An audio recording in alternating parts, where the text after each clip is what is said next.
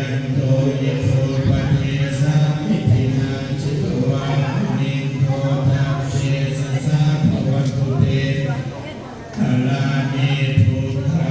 เทเททุสังเขนะทุกขาตหะทะโอปังวิสุทธิสุทธิมิเตภกาปิตา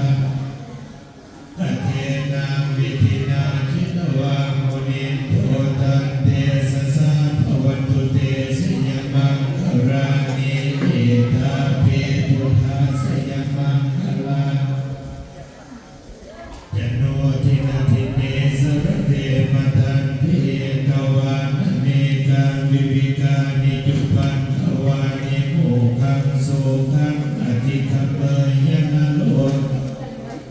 มหากรุณิโกนะโทอิตายาสัพพะปะนินังปุเรนตวาปารมีสัพพะปะโตสัพโพธิโมตตมังเอเตนะ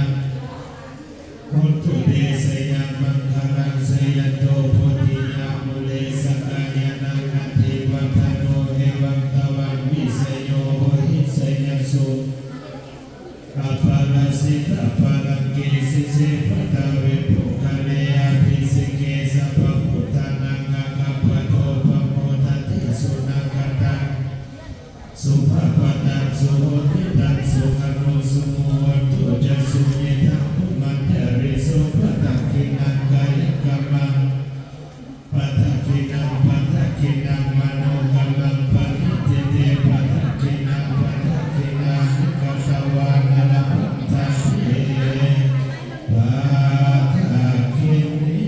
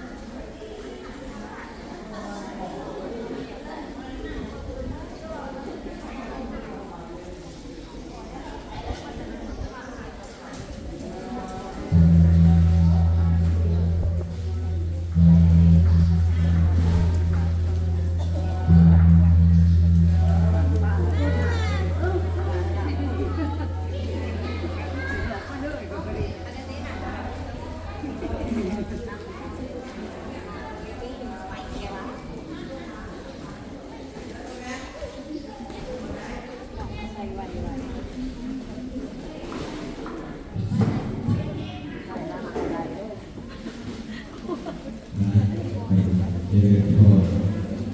เมวตั้งจิตตั้งใจสดับฟัง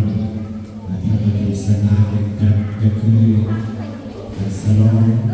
ผ่านเขาเต็มโฆษณา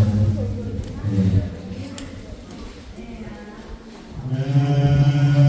โมตัสสะภะคะวะโตอะระหะโตสัมมาสัมพุทธัสสะนะโมตัสสะ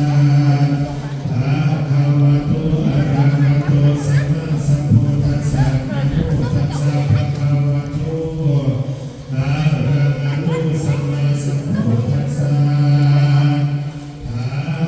ยุกัตตังนังดุลังธัญญังนาสิกิทังสัทธังอุปาระมิวิหาร